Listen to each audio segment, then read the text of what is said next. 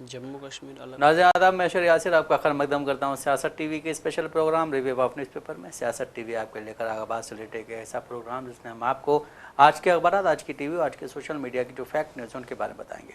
आज के इस खास प्रोग्राम में हमारे पास कुछ खास टॉपिक है जिनमें हम डिस्कशन करें। सबसे पहले अगर हम बात करें तो तेलंगाना में पिछड़ा वर्गों को 42% आरक्षण, सीएम रेवंत रेड्डी ने किया अपना वादा पूरा। वहीं जो दूसरी खबर वो ये कि यूपी में आयला मोहम्मद जो हुआ था कल बवाल, उस पर बरेली में हिंसक झड़पें हुई थी, पुलिस ने लाठीचार्ज किया था। आज उत्तर प्रदेश के सीएम योगी आदित्यनाथ ने बयान दिया है। वहीं जो आज की आखिरी खबर ये है कि जोधपुर जेल भेजे गए सोनम वांगचुक एनसीए के तहत किया गया गिरफ्तार। लेह में इंटरनेट सेवा बंद। हमने देखा कुछ दिनों पहले लेह में एक घटना घटी थी, इसके बाद काफ़ी ज़्यादा बवाल हो गया था।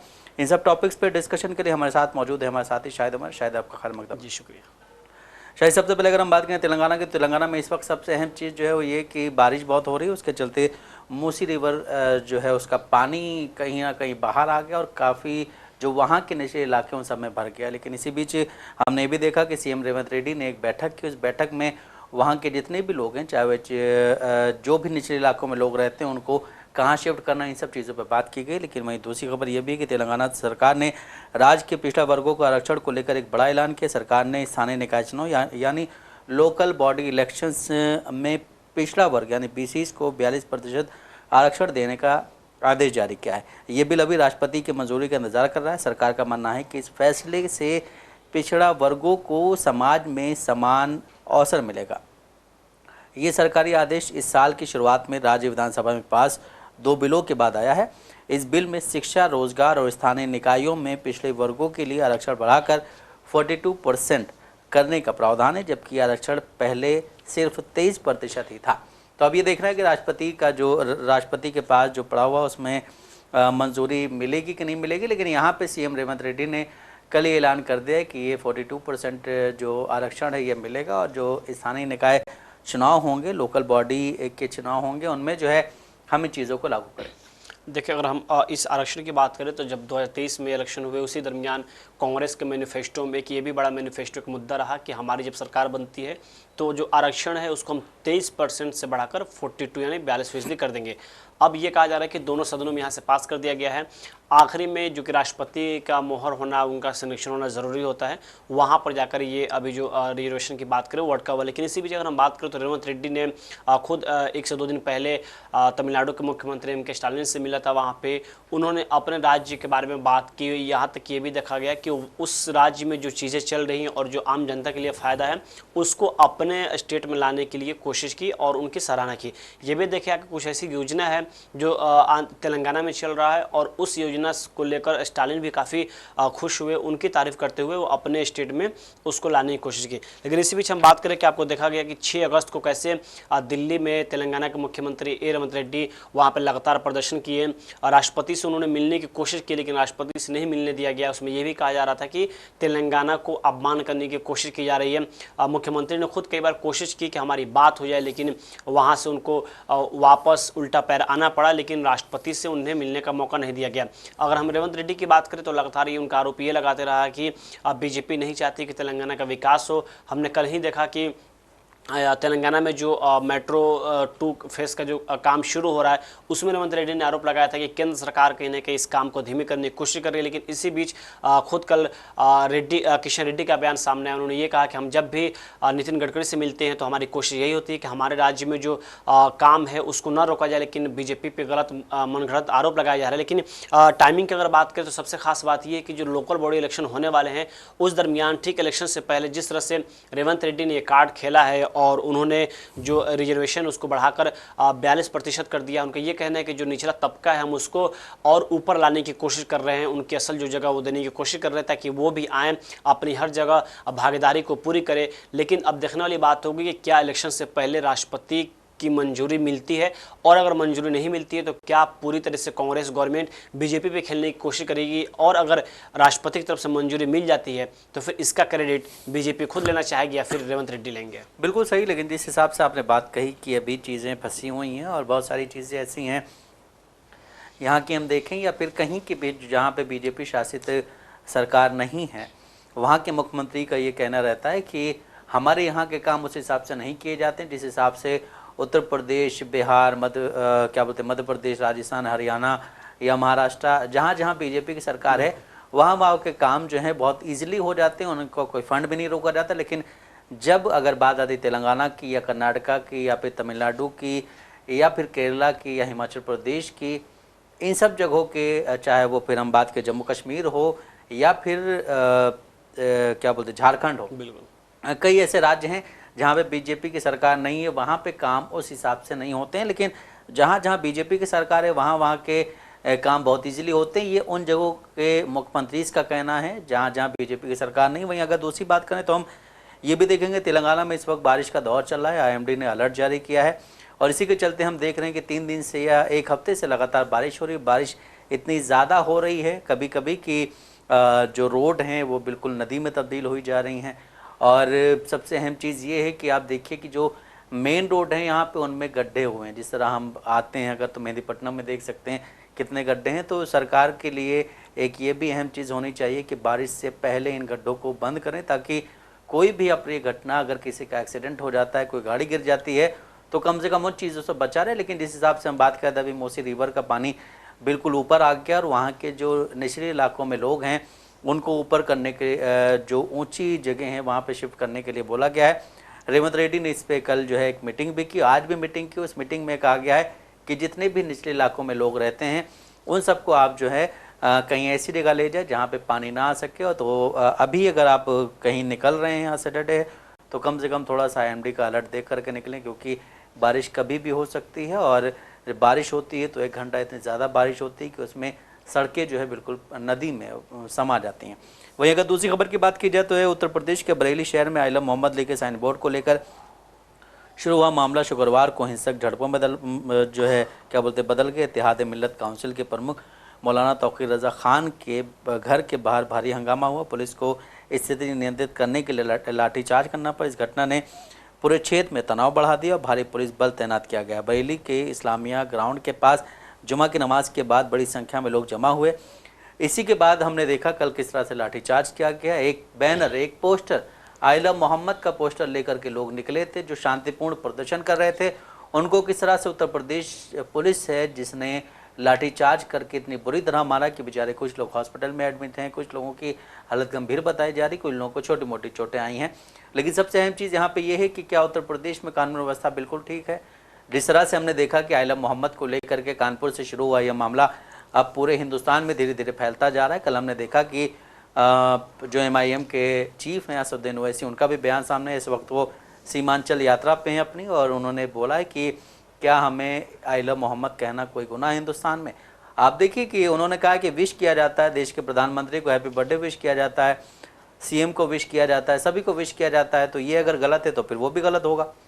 जब ये गलत नहीं हो, फिर एक चीज़ और सामने आ रही कि आइलम मोहम्मद के उसमें अब निकाला जा रहा है आई love Yogi, I love bulldozer, पता नहीं क्या क्या चीज़ें निकाली जा रही हैं। तो सबसे अहम चीज़ ये है कि उत्तर प्रदेश के मुख्यमंत्री जो बहुत ही साफ़ सुथरी अपनी छवि बना के रखना चाहते हैं, जो बिल्कुल साफ़ सुथरी चीज़ें करना चाहते हैं, उनका ये बयान सामने आता है कि अगर कोई भी समाज को तोड़ने वाली बात कहेगा तो उसको बख्शा नहीं जाएगा। लेकिन इससे पहले हमने देखा कई बाबा ऐसे हैं उत्तर प्रदेश में, वो उल्टी सीधी बातें करते हैं, उल्टे सीधे बयान देते हैं। यहाँ तक कि उन्होंने बीजेपी की महिला नेताओं पे भी उल्टे सीधे बयान दिए हैं, लेकिन CM योगी उनके साथ घूम रहे हैं। रीज़न ये है कि वो भगवा कलर के कपड़े पहन करके घूमते हैं। तो अगर यही चीज़ें हैं और यही योगी आदित्यनाथ बोल रहे हैं कि अगर कानून व्यवस्था कोई बिगाड़ेगा तो उसको बख्शा नहीं जाएगा, तो योगी आदित्यनाथ को कम से कम अपने गिरबान में झांक के देखना चाहिए। लेकिन आज योगी आदित्यनाथ ने कहा है कि कानून व्यवस्था अगर कोई बिगाड़ेगा तो उसको बख्शा नहीं जाएगा और इसके लिए सख्त कार्रवाई की जाएगी। तो कल हमने देखा जिस हिसाब से वहाँ पे लोग शांतिपूर्ण, जुमा के बाद शांतिपूर्ण अपनी एक प्रोटेस्ट कर रहे थे कि भाई जिन लोगों पे आपने FIR दर्ज की, जिन लोगों पे केस किया हुआ है, उनको इस बिना पे क्यों केस किया जा रहा है कि कोई आइलम मोहम्मद का पोस्टर लेकर के घूम रहा है, उस पर आपने केस कर दिया। तो इसका मतलब उत्तर प्रदेश की सरकार या फिर देश में जो नरेंद्र मोदी की सरकार है वो जो है इस्लाम को जो मानने वाले लोग हैं या फिर जो भी इस्लामिक चीज़ें होती हैं उनको अगर हम करेंगे तो आप उन पे केस कर देंगे। अभी हमने देखा कि हाल ही में एक सऊदी अरब के इमाम साहब की डेथ हुई थी, जिसपे देश के प्रधानमंत्री नरेंद्र मोदी ने दुख जताया, ट्वीट किया है कि हम बहुत दुखी हैं उनकी डेथ हो गई। लेकिन हिंदुस्तान में अगर कोई आइलम मोहम्मद का पोस्टर लेके निकलता है तो उनको जो है लाठियों से मारा जाता है, उनको जो है क्या बोलते हैं तितर बितर किया जाता है, उस पर ये इल्ज़ाम लगाया जाता है कि यहाँ से पत्थरबाजी हुई थी। तो इस तरह की अगर चीज़ें यूपी में हो रही या फिर हिंदुस्तान की किसी भी राज्य में हो रही, किसी भी जगह हो रही हैं, तो ये बिल्कुल गलत है। और जो लोग प्रोटेस्ट करते हैं, जो लोग अपना पीसफुल प्रोटेस्ट कर रहे हैं, उन्हें भी एक बार ध्यान रखना चाहिए कि कहीं कोई अप्रिय घटना यहाँ पे ना आ जाए, कोई भी असामाजिक तत्व आकर के बीच में ना घुस जाए जो इस तरह की हरकतें करे। तो इसके लिए जब भी कोई प्रोटेस्ट करें तो कम से कम एक मैनेजमेंट होना चाहिए, एक टीम मैनेजमेंट करें। वही लोग अंदर जा सकते हैं जो लोग उसमें प्रोटेस्ट कर रहे हैं, और उनके हाथ में सिर्फ बैनर के अलावा और कुछ ना हो। क्योंकि कल हमने देखा कि किस तरह के इल्ज़ामात लगाए गए हैं कि पत्थरबाजी हुई थी वहाँ पे, उसके बाद पुलिस ने लाठीचार्ज किया। उत्तर प्रदेश पुलिस को बस एक इशारे की ज़रूरत होती है, अगर कहीं पे मुसलमानों के लिए कुछ भी हो रहा होता है तो बस एक इशारा चाहिए होता है और वो वहाँ पे लाठीचार्ज करना शुरू कर देते हैं। शायद इस पर आप क्या कहेंगे? देखिए, आपने दो चीज़ों का जिक्र किया। एक तो इशारा और दूसरा ये कि जो प्रोटेस्ट हो रहे हैं उसमें नियम होना बहुत ज़रूरी है। लेकिन सवाल ये है कि सबसे अहम सवाल ये है कि आखिर इशारा कर कौन रहा है यूपी पुलिस पे। दूसरी बात, पुलिस पे इशारा तो वहाँ की सरकार करेगी ना। सरकार कर रही है कि पहले किसी आला कमान से आ रहा है, वो तो खैर बेहतर प्रशासन को पता है और आम उत्तर प्रदेश पुलिस को पता है। क्योंकि हम सवाल इसलिए कर रहे हैं कि वही उत्तर प्रदेश है जहां एक तरफ बरेली में लोग पैगंबर मोहम्मद साहब को लेकर जब प्रदर्शन करते हैं तो वहां पे पुलिस लाठीचार्ज करती है। वही दूसरी तरफ वही यूपी है जहाँ फतेहपुर में एक मज़ार को तोड़ने की कोशिश की जाती है। बाकायदा वहाँ पर पूरा वीडियो सामने आता है, लोग जय श्री राम के नारे लगाते हैं, गले में भगवा पट्टा होता है, लेकिन उन पर प्रशासन ऐसी रवैया अपनाते हैं जैसे मानो उनका कोई रिश्तेदार हो। तो सवाल तो जाहिर सी बात है खड़ा होगा कि आखिरकार उत्तर प्रदेश पुलिस पे इशारा कौन कर रहा है और किसके इशारों पे वो ऐसे काम कर रहे हैं। जहां एक तरफ शांतिपूर्ण ढंग से प्रदर्शन किया जा रहा है जुम्मे नमाज के बाद से, वो भी ना कहीं तोड़फोड़ ना कहीं कुछ किया जा रहा है, लेकिन बाद में उन पर दंगाई कहा जा रहा है, उनको दंगाई के नाम पर FIR दर्ज किया जा रहा है। तो आप समझे कि जहाँ एक तरफ बरेली में ऐसी घटना घटती है तो उस पर लाठीचार्ज होती है, वही फतेहपुर में जहाँ साफ तौर पर देखा जा रहा है, सबकी तस्वीरें सामने आ रही है, खुद एक समाजवादी पार्टी का नेता उसमें शामिल था, उसके बाद से उसको पार्टी से निष्कासित कर दिया गया। तो वहां पे पुलिस लाठीचार्ज क्यों नहीं हुआ? वहां पे लाठीचार्ज क्यों नहीं हुआ? वहां पे आखिरकार उन्हें दंगाई क्यों नहीं कहा गया? आखिरकार उन पे FIR क्यों नहीं हुई? उनको गिरफ्तारी क्यों नहीं किया गया? तो सवाल तो जाहिर सी बात तो उत्तर प्रदेश पुलिस पे सवाल खड़े होते हैं। कल देखा गया वैसे सब इस मामले में पूछा गया तो उन्होंने भी साफ तौर पर कहा कि आई लव मोहम्मद। तो क्योंकि उन्होंने एक रिपोर्टर जब पूछा कि आपका नाम क्या है तो उन्होंने कहा कि आई लव, मतलब जो भी नाम हो उन्होंने किया। उसके बाद से देखा गया कि बिहार के पटना में भी आई लव महादेव देखा गया। कल से सोशल मीडिया पे एक पोस्टर ट्रेंड कर रहा है जिसमें I love bulldozer, I love Yogi. तो अब आप समझे कि इसको कैसे तोड़ मरोड़ कर दिखाने की कोशिश की जा रही है। सबसे अहम सवाल ये भी खड़ा होता है कि आखिरकार इसकी टाइमिंग है क्या? आप देखें जहां देश में एक तरफ लगातार बीजेपी को वोट चोरी से घेरने की कोशिश की जा रही थी, बिहार में SIR मुद्दा चल रहा था, उसको लेकर घेरने की कोशिश की जा रही थी, लेकिन इसी बीच एक ऐसे मुद्दे को लाया गया जिसपे पूरी तरह से समझो कि पूरे देश में एक माहौल अलग गर्म हुआ है और सारे मुद्दे अलग होकर सबकी नजर सिर्फ इस पर टिकी हुई है। अगर हम पैगंबर मोहम्मद साहब की बात करें तो सिर्फ हिंदुस्तान की बात नहीं है, पूरे मुल्क में जहां भी मुसलमान हैं उनको मानते हैं। और ये भी कहा जाता है कि खुद उन्होंने इस्लाम को फैलाया, किस तरह से पीसफुल जो चीज़ें होती हैं वो बताई। लेकिन आप समझिए कि किस तरह से जो बीजेपी के नेता हैं वो जब गल्फ कंट्री जाते हैं, जब सऊदी अरबिया जाते हैं, तमाम जगहों पे जा रहे हैं तो वहाँ पे शेख से कैसे मिलते हैं। लेकिन वही जब हिंदुस्तान की अगर बात करें तो यहाँ पे जब ऐसी धार्मिक चीज़ें होती हैं तो उन पर लगातार ऐसे एक्शन लिया जाता है कि खुद कुछ राजनीतिक पार्टियाँ हैं, जो आम लोग हैं, वो कहते हैं कि एक तरफा इस पर कार्रवाई की जा रही है। आप समझिए कल जिस तरह से घटना घटी उसके बाद से खुद प्रदेश के मुखिया योगी आदित्यनाथ ने एक कॉन्फ्रेंस बुलाई, एक मीटिंग की। हालांकि आमतौर पे मीटिंग करना भी चाहिए, लेकिन ये मीटिंग जिस तरह से कल बुलाई गई, आखिर वही मीटिंग जब फतेहपुर में घटना घटी तो उस वक्त योगी आदित्यनाथ ने क्यों नहीं बुलाई और उस वक्त उन्होंने क्यों नहीं कहा कि हम जीरो टॉलरेंस अपनाएंगे और शांतिपूर्ण तरीके से हमारे प्रदेश के लोग रहने चाहिए। तो आप जब फतेहपुर में ऐसी घटनाएं घटती हैं तो आप बिल्कुल शांत रहते हैं, बिल्कुल मौन रहते हैं, और जब बरेली में या फिर हम कह लें कि और जो रामपुर की घटना करें, मुजफ्फरनगर की घटना करें, तो ऐसे जब चीज़ों पे घटनाएं घटती हैं तो वहाँ पे आप बिल्कुल शांत रहते हैं, वहाँ पे आपकी कोई बयानबाजी नहीं होती है। कल देखा गया कि जिस तरह से बरेली में घटना घटी उसके बाद से लगातार बीजेपी के नेता एक के बाद एक करके उनके बयान सामने आने लगे। तो आप समझे किस तरह से स्क्रिप्ट है, वही बिल्कुल सेम स्क्रिप्ट है। कहा यह भी जा रहा है कि 2027 में विधानसभा चुनाव होने वाले हैं यूपी में, तो शायद अब उसी की तैयारी कह ले या फिर कुछ भी कह ले कि अब एक माहौल बनाने की कोशिश की जा रही है। क्योंकि हमने ये भी देखा कि उत्तर प्रदेश में जो युवा है वो किस तरह से बेरोजगारी से परेशान है, खुद उत्तर प्रदेश का एक युवा जब गया पश्चिम बंगाल, वहां उनसे पूछा गया कि आप यहाँ पर नौकरी के लिए क्यों आए हो, तो उसने खुद कहा कि हम जब नौकरी मांगते हैं तो हमें लाठियां मिलती है। तो आप समझे कि उस प्रदेश जो कि योगी आदित्यनाथ ये कहते हैं कि हर दूसरे चौराहे पे यमराज खड़ा है, लेकिन वही उत्तर प्रदेश है जहां से लगातार रेप की घटनाएं सामने आ रही हैं, जहां से लगातार करप्शन की घटनाएं सामने आ रही है, जहां से लगातार अफसरशाही की घटना सामने आ रही है। तो उन सब चीजों को दबाने के लिए कल किस तरह से लाठियां चार्ज की गई, लाठियां बरसाए गए, देखा गया कि कैसे वहां पे जो यूथ है उनको डंडे मारे गए। अब आप समझे कि ये भी किस तरह से एक स्क्रिप्टेड तैयार किया जा रहा है कि इसमें सिर्फ उन्हीं लोगों को गिरफ्तार किया जा रहा है, उन्हीं लोगों पर एफआईआर दर्ज की जा रही है जो बिल्कुल यूथ है। अब आप समझे कि अगर किसी यूथ पे एक बार दंगाई का आरोपी उसको साबित कर दिया जाए, एफआईआर सिर्फ दर्ज कर दी जाए, तो उसकी आने वाली जो कैरियर है वो किस तरह से खत्म करने की कोशिश की जा रही है। अगर हम इस देश की बात करें तो खुद हमें इस बात के आईन ने इजाजत दी है कि आप शांतिपूर्ण तरीके से प्रोटेस्ट कर सकते हैं, लेकिन जब शांतिपूर्ण तरीके से प्रोटेस्ट किया गया तो पुलिस का ये दावा है कि पत्थर चलाए गए। अगर पत्थर चलाए गए तो आपके पास भी उसके प्रूफ होने चाहिए। सबसे बड़ी चीज ये कि आप का काम ही यही होता है कि शांतिपूर्ण तरीके से हर एक चीज को आप खत्म करें, काम पूरी कराएं, लेकिन वहां पर जिस तरह से आपने लाठियां बरसाई, साफ तौर पे वहां पे ये देखा जा रहा है कि आपने पहले तो उनको समझाने की कोशिश नहीं की, लेकिन जिस तरह से लाठियां चलाई गई उससे ये समझ में आ रहा है कि आप वहां पे जो भीड़ है उसको नियंत्रण करने की कम कोशिश की और आप भी प्रमोशन करने की, क्योंकि वहां पे अभी देखा गया कि कैसे संभल का जो मामला है वहां पे जो सीईओ अधिकारी कैसे कैसे उसके वीडियो फुटेज वायरल हुए, उसके बाद से डिमोशन की जगह उनको प्रमोशन मिला। तो शायद उत्तर प्रदेश में भी कई अधिकारी होंगे कि वो सोच रहे होंगे कि अगर हम ऐसे एक्शन लेते हैं तो हमारा भी शायद प्रमोशन हो जाए। बिल्कुल सही, लेकिन जिस तरह से हमने कल देखा कि कल पुलिस वाले वहां पे मौजूद थे और वो पूरी तैयारी से गए थे कि हमें सिर्फ लाठियां ही चलानी है, क्योंकि ऐसे अगर पुलिस वाले जाते हैं तो सादी वर्दी में उस हिसाब से जाते हैं। लेकिन कल जो पुलिस वालों की वर्दियां देखी गई, जो उनकी तैयारी देखी गई, उससे ये पता चल रहा है कि पहले से उन्हें आदेश मिला हुआ था कि आपको जाना है वहाँ पे लाठी चार्ज करना है, उससे ज़्यादा आपको कुछ नहीं। क्योंकि कुछ जैसे कॉर्पोरेट जॉब जो होती है उसमें आपको एक टारगेट दिया था कि ये टारगेट आपको कंप्लीट करना है वरना आपको सैलरी कट हो जाएगी, जो भी हो जाएगा। तो उसी हिसाब से कल देखा गया कि उत्तर प्रदेश पुलिस पूरी तैयारी के साथ गई थी। उसके बाद वहाँ पे किस तरह से जो ज़ईफ लोग हैं, बूढ़े लोग हैं, उनको मारा गया, जो ओल्ड एज वाले हैं बच्चों को मारा गया, बहुत सारी चीज़ें चली। लेकिन जिस तरह से उत्तर प्रदेश में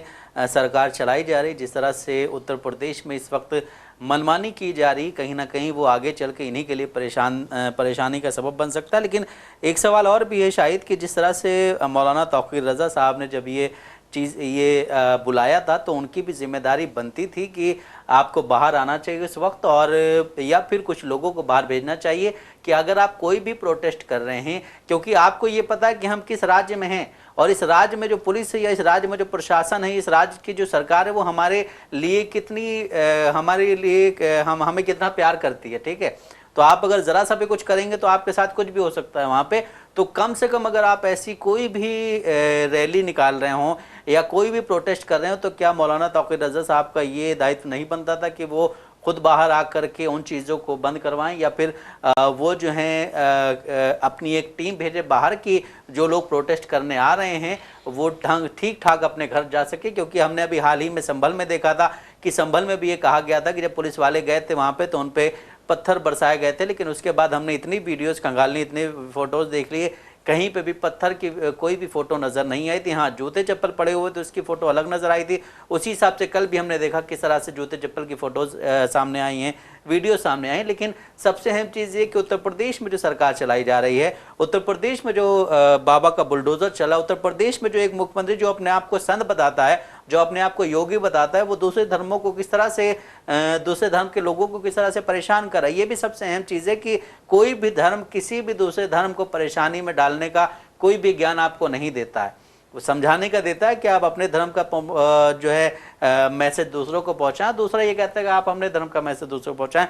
लेकिन कोई भी इस तरह की चीज़ें, या आप सीधे सीधे बदला लेने की कोशिश कर रहे हैं, हर चीज़ जो भी चीज़ें इस वक्त उत्तर प्रदेश में हो रही हैं उनका सीधा सीधा नज़रिया आ रहा है कि बदला लिया जा रहा है। क्या पता किस चीज़ का बदला लिया जा रहा है। अभी हमने देखा कि DY चंचूर का एक इंटरव्यू था, उसमें उन्होंने कहा है कि जब बाबरी मस्जिद बनाई गई थी तो क्यों, तब भी तो हिंदुओं की जो आस्थाएं थी उन पे वो किया गया था। तो एक CGI जो इतने पढ़े लिखे हैं, जिनकी सब बहुत इज्जत करते हैं, वो अगर इस तरह का बयान देते हैं, या फिर हिंदुस्तान में इतने इंटेलेक्चुअल्स हैं जो इस तरह के बयान देते हैं, तो उससे यही चीज़ सामने आते हैं कि सबके दिमाग में बहुत ही अच्छी तरह चीज़ कूट कूट के चीज़ें डाली गई हैं और उसी का नतीजा अब ये सामने आ रहा है कि हर जगह से उल्टी सीधी चीज़ें सामने आ रही हैं। अभी हमने उत्तराखंड की बात की थी कुछ दिनों पहले कि उत्तराखंड में जो पेपर लीक हुआ था उसमें उसने वहाँ के जो मुख्यमंत्री उन्होंने नकल जिहाद उसको करार दिया था। उसी तरह हम देखते हैं कि बिहार में कुछ चीज़ें होती हैं तो एक बीजेपी के केंद्रीय मंत्री हैं जो ये कहते हैं कि मुसलमान नमक हराम है, वो जो है मोदी जी को वोट नहीं करता है। इसी तरह के बयानात दिए जाते हैं और उसके साथ ही